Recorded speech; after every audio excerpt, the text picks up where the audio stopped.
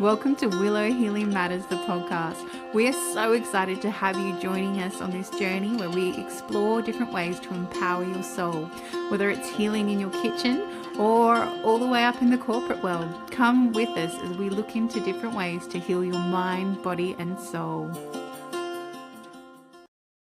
My virtual obsession, my romantic thriller, is now available on Amazon and other online retailers. This book explores the intersection of loneliness, love, and how chasing perfection through technology can lead to fantasy and reality colliding.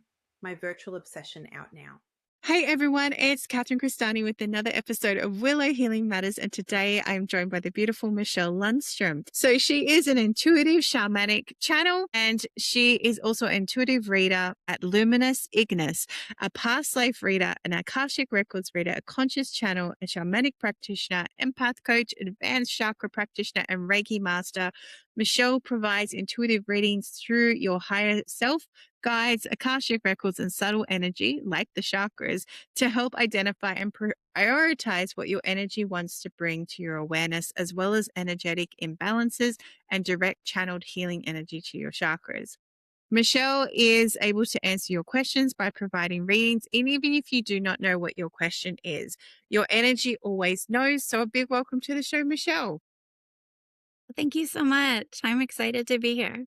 I love how you work with the energy, and I love how you work with others because I work very similarly. There's always things coming to the surface, and just holding space often with people can be the best way, right? Rather than going in with the plan. Sometimes the best plan is no plan and let spirit I take the way. agree. Yeah. Yeah, when spirit leads and I leave room for whatever comes through to come through. It's so good. So you have a very fascinating backstory as to how you have to come to where you are today. Do you feel like you want to share that with people listening? Yeah, I can do that. I have the typical origin story in the beginning of being the weird child and all of that. And I've always been really intuitive. But several years ago, I was sitting in my office and a thunderstorm came out of absolutely nowhere in the middle of the day. And all of a sudden, this lightning bolt hit the transformer outside, and then a side flare came, melted the window, and came into my office and hit me in the back in 3 spots. And I was knocked unconscious. And according to my Fitbit, I didn't have a heartbeat for about 3 minutes.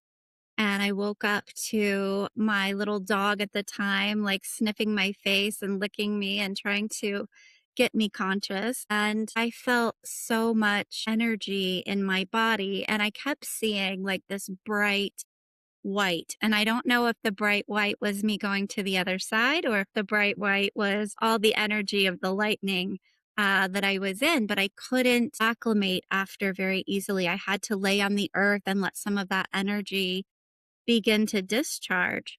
But what I found as I began to recover physically was that there was this intense amount of energy that was running through my body, and all of my intuition, all of those psychic abilities were now like times 10.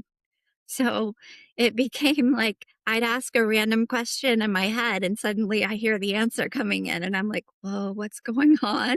It was almost like I just got this image of it's like, hey, you need a charger. Let's give it to you the Yeah. quickest way possible. Yes. I got blasted. I got charged. I got jolted. Yeah. But I feel like it was an initiation. So some people ask me, oh, is that some sort of punishment or, did you do something bad?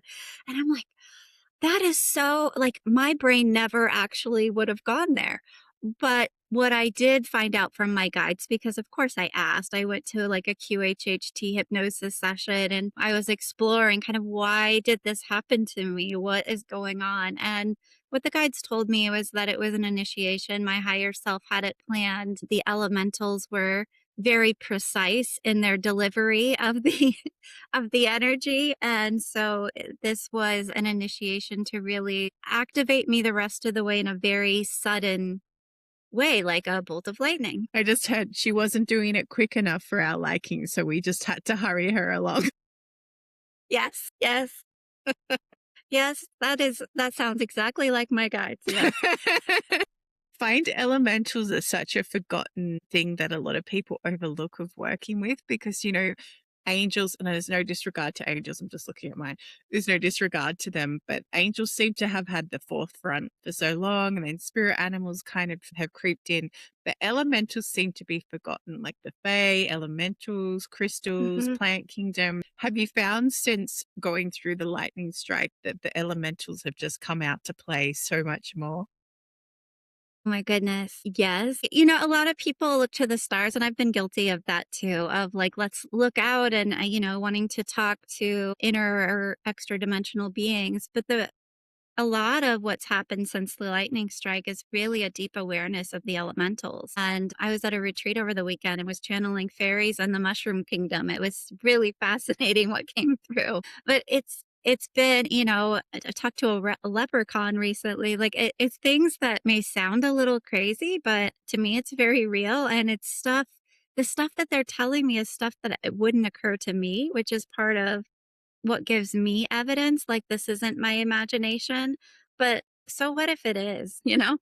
Just had this conversation with a friend yesterday because I interviewed a few weeks ago, maybe a month ago now, someone, and she teaches people how to take photos of fairies and capture them on film. And I was so fascinated by it. And I was like, I wonder if I can do that. And I did, Michelle. I caught a fairy on, but at the same time, when I show people who believe, they see straight away. They're like, oh my gosh, there's Uh-huh. no doubt that's a fairy.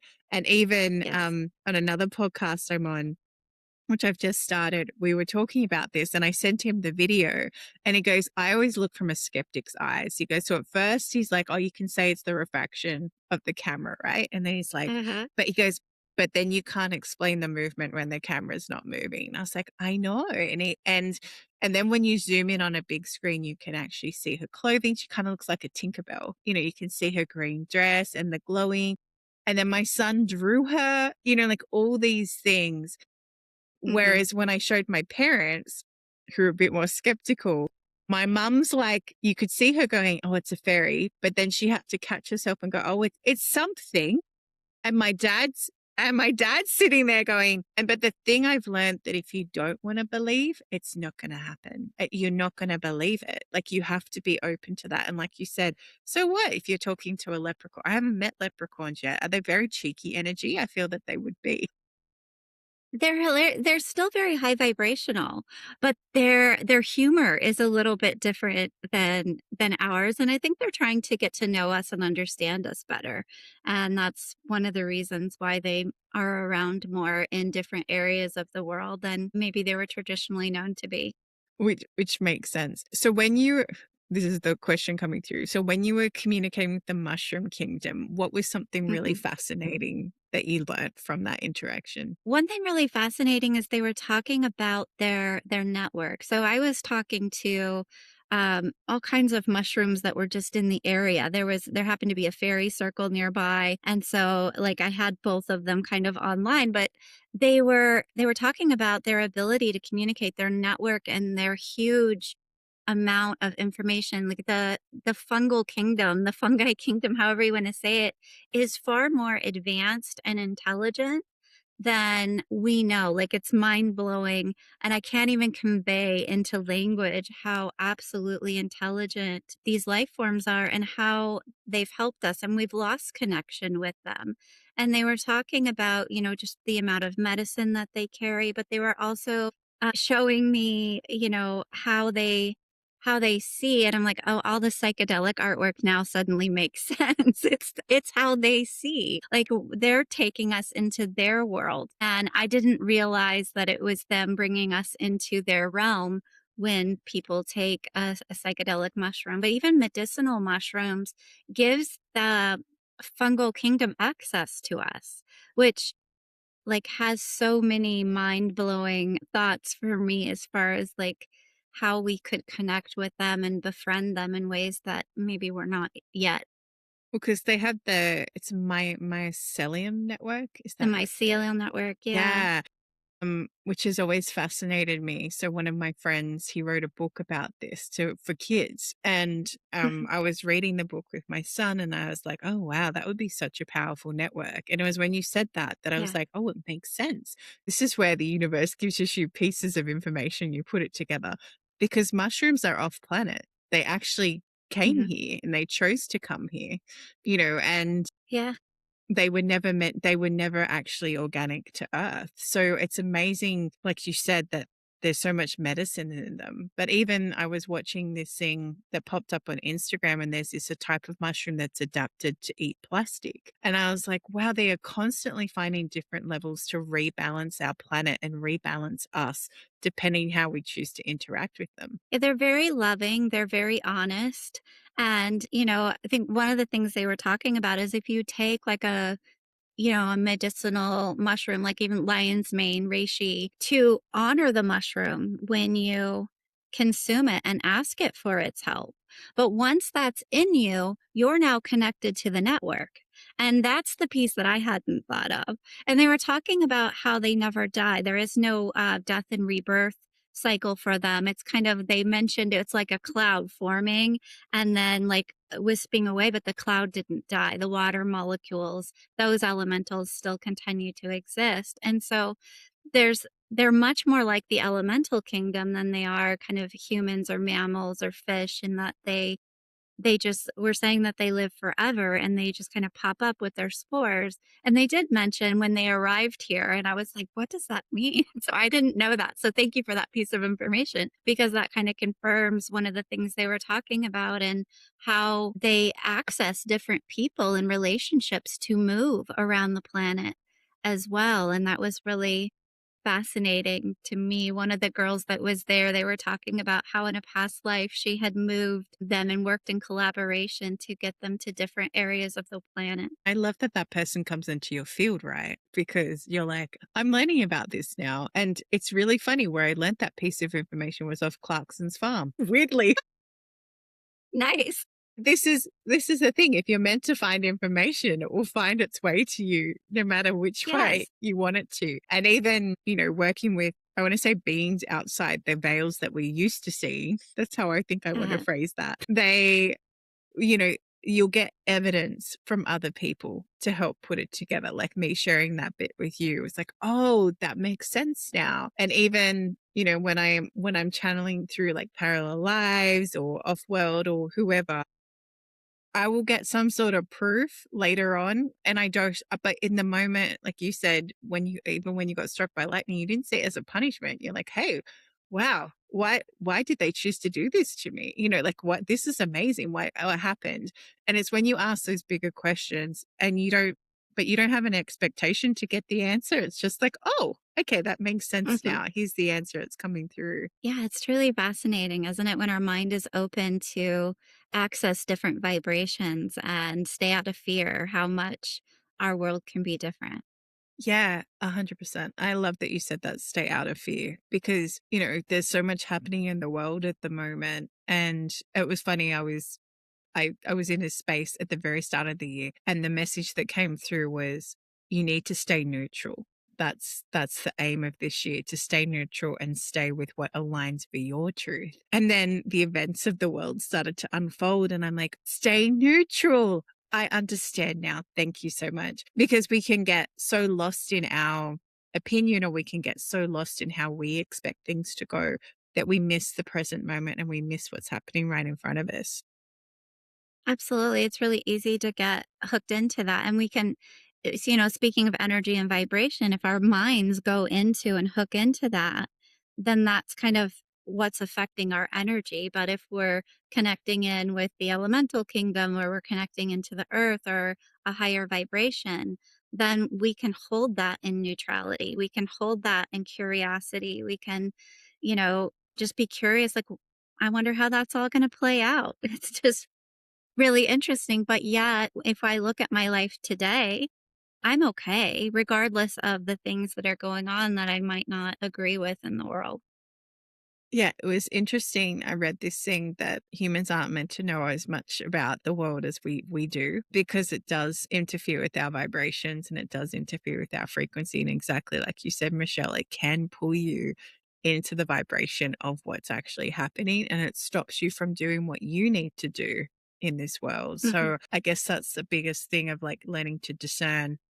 I got this message about a year ago and it said, don't run into the fire, let the fire come to you. Because if you're busy running into the fire, you're going to forget to protect yourself, right? So Yes. I was like, wow, that's such a beautiful analogy. Thank you. Whereas, the giver in me is like, but no, we have to help the other people. And they're like, but you can't help anybody if you're not okay. This is what it comes back Yeah. to. Yeah, and the more that we work on ourselves, right, increase our vibration, right? I like to think of each of us as a little universe, right? As all the little parts of me. When I heal them and get them all into the fifth dimension, then I'll be in the rest of me can go, right? Fully, right? All the time. So the more we kind of keep looking inward, as well as like the things we don't like in the world, if we look at ourselves, right? So, I was really angry about just war on the planet. I got all caught up in the anger and the fear and went to a really dark place for like 2 or 3 days. And finally I was able to kind of come out of it. But what I did was I looked at myself and I'm like, where are there wars within me? Where are parts of me in conflict? Where are parts of me, fighting with myself? And that's on a much more micro level. And they're small little wars, but I started tending to the wars in me and the anger in me around that. And then I was able to kind of level out and pull away from all of that and go, okay, the only thing in the world that I can control is myself. And so if I just focus on my own healing and if I don't like something external to me, I just go in and see where is that holding up a giant mirror for me that says, hey, Michelle, there's a little more shadow work to do. Oh, Michelle, you just reflected my last few weeks straight back to me. Even the collective sadness. Like I was incredibly sad a few days ago, and I was just sad at the geoengineering. I was sad at the state of our food. I was sad at the state of the planet. I was sad that there was war. I was just grieving, and I was like, hey, exactly like you said, where am I? And I actually then started crying to me, like I had to grieve myself as well. And I love how you frame that too. Often that reflection of what's really irritating us or triggering us or causing those big emotions is a chance to go inward and do those shadow work. And just when you think you've done all your shadows, there's more. It's a lifelong journey, right? Yeah. I used to say to my spiritual mentor, because we just dive into things. So if the shadow or a trigger or something, we run into it. And people are like, what? I was like, we don't want to come back and do this again. That's what we say to each other. We're like, nah, we're Yes. getting this done this incarnation. Thank you very much. I'm not dealing with this again. Thank you. Done. Yes. I agree 100%. I'll be like, I'm going to sit down at the table with this feeling and we're going to hash it out. Yep. And then if in case you've missed it, it will come back again just so you can get all the cobwebs. Yes. The layers, right? The layer of the onion analogy. Yeah, but I don't think in that analogy, the layers are you never get to the center. Yeah, that's true. That's true. It's just It's a quantum onion. the quantum onion. I love that. We'll call it the quantum onion. That's amazing. And with all the beautiful work that you do with others and allowing whatever energy needs to come through, has there been anything that you've gone, wow, that was just truly beyond what I even expected? I know I've had some of those clients and I'll go, wow. My gosh, so often I learn so much. I keep feeling like I need to write down these things because I feel like, how could I ever forget that? And then I forget that, right? Especially if it's like this big epiphany that like blows my mind. But so many times, like I see things either in like a past life regression or just like simple little things can blow my mind. A person was asking me the other day about someone in their home, and I couldn't read that person's energy through them, and I didn't have the person's permission to read them anyways. And I'm very big on, energy ethics and intuitive ethics. And So I asked if there were any like guardians in the home that wished to talk to me that could give me some insight that might be helpful to this person. And it was her plant that responded to me, like this house plant. And I described it to her and I told her kind of where it was. And she sent me a picture later, which blew my mind. I mean, I know this is real, but also like there's those moments, right, where it's like I didn't expect a plant in her home to be the one that could say, here's what's going on. And it was all very positive, and the plant really liked the person staying in the home. Like it was just lovely and very, very sweet. But yeah, I mean, just all of those things that come through just blow my mind. Like when I was talking to the fairies and the mushrooms, how, like I said earlier, the one woman had this past life, and the mushrooms knew that and remembered her frequency. And they mentioned a couple other people too, because it was like they knew the frequency. They're like, we have no idea what you like look like, but we know your frequency, we know your energy. And these things just blow my mind. And I think that's why when people are on psychedelics, if they look in the mirror, they look so weird, is because they don't know what we look like from, but only in their world. And so there's so many things that come up in readings that just teachings that don't occur to me, and things, like the mushrooms coming from an outer space. Like I didn't know that. And they mentioned that. And I was like, what is that? I didn't know. You validated it for me today. So it's all kind of coming full circle. And, dragons and the earth, the earth, we have this human ego that she needs us to help her. And I feel like there's all this energy around the light worker community to like help Mother Earth. She doesn't need our help. Like, if anything, like she gave the analogy when I was channeling her recently. She's like, it's much like a parent. So, a parent of a small child is going to really like when the child is cooperative and does what is asked of them. And when they do something nice, like they come and give you a hug and gratitude, it's quite lovely and quite enjoyable. But the mother, a good mother, healthy mother, doesn't need it, but she's going to enjoy that. So, learning that Mother Earth doesn't need our help, no matter how many podcasts I hear that on. And so that kind of tied in directly for me, because after the lightning strike, the amount of energy that was running through my hand, I kept thinking I need to run this to the earth, which was true, but it was for the trees, it was for the grid, it was for other things. It wasn't because Mother Earth needed that energy. And I get a ton of pain in my arm if I don't run the energy. And so it's kind of like this channeled energy that if I don't run it, I'm in pain, which forces me to run it. But it's not because she needs it. Lightning can strike her so many times a day. Like she doesn't need lightning energy to run through me. But what it is I have a really good offering whenever I kind of go into the elemental world, or whenever I come and visit her, and the trees and the nature spirits around me can benefit from that energy. So that's why I often gift it to the earth, and if people are around, I'll gift it to them too.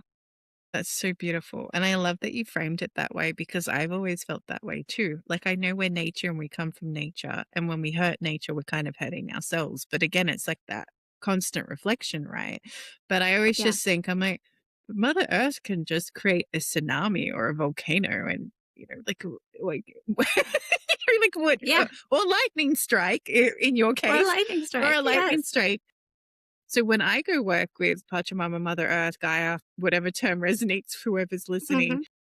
I go support her and go, okay, what do you need support with today? She's like, hey, I'd love some help on the grid. And exactly like you said, it's like a child going to their parent going, hey, mom, can I help you with something? You're Hmm. like, oh, of course you can. You want to help me cook, or you Yes. want to help me, clean the house. And it was amazing. This one, I went down because I often sit there and I repair the grid, and I help, restore, crystal grid above, and there's a heaven grid now as well. Anyway, all these things. But I was working on it, and all these other light workers showed up, and we were just like connecting hands and just putting this healing energy back in. And like you said, it was just appreciation for us for helping along, rather than an expectation that that's what we're meant to do. It was just, Yes. hey, I appreciate you coming in, helping me cook this meal. Thank you.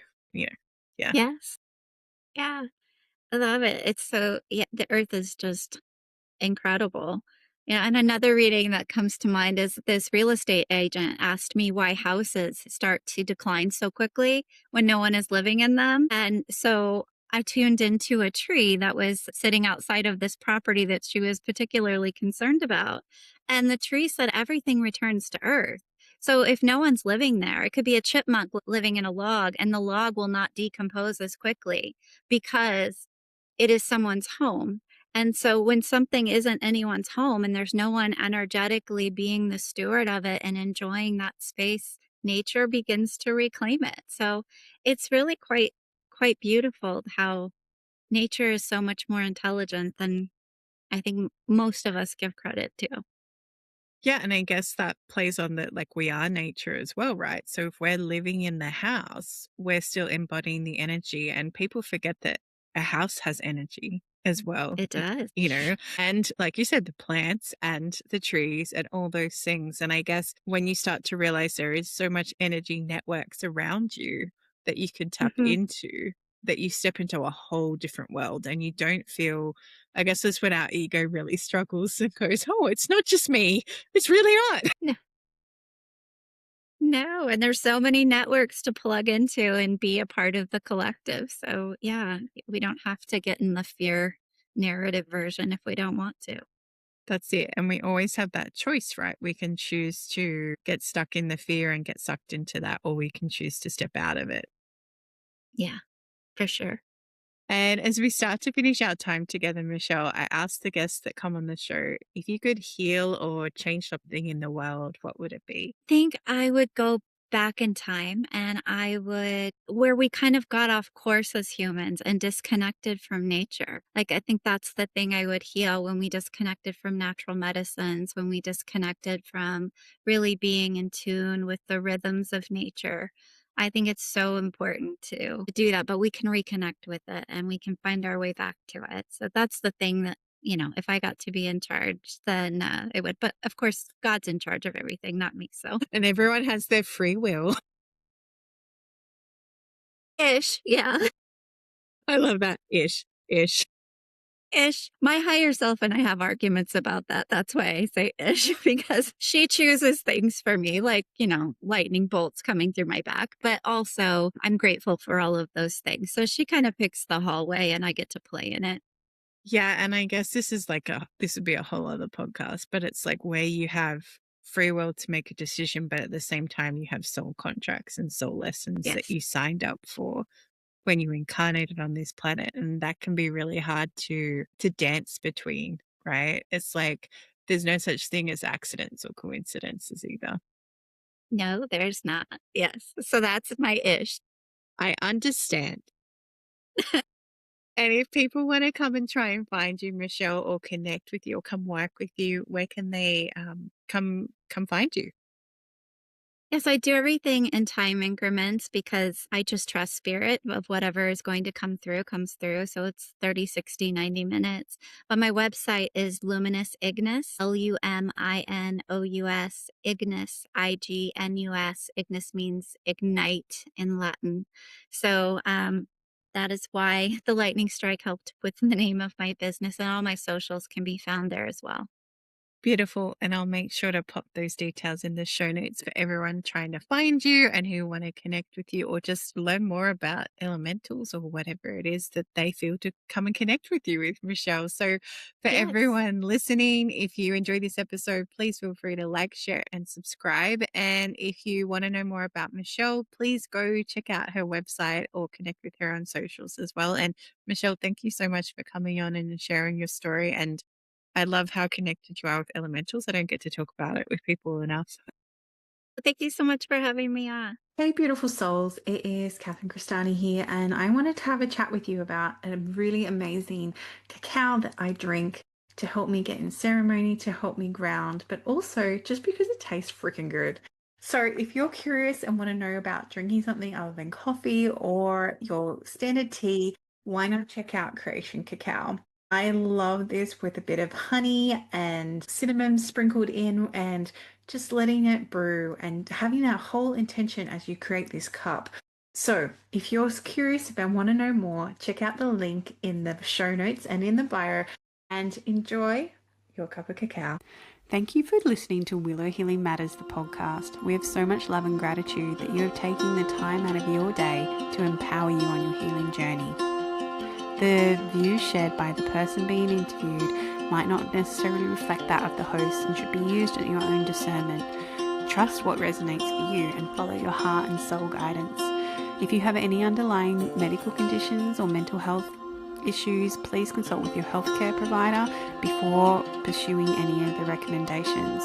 Likewise, you can always contact the person being interviewed to find out more information. This can be found in the show notes. Remember to activate, align, heal, empower, and find love in everything that you do.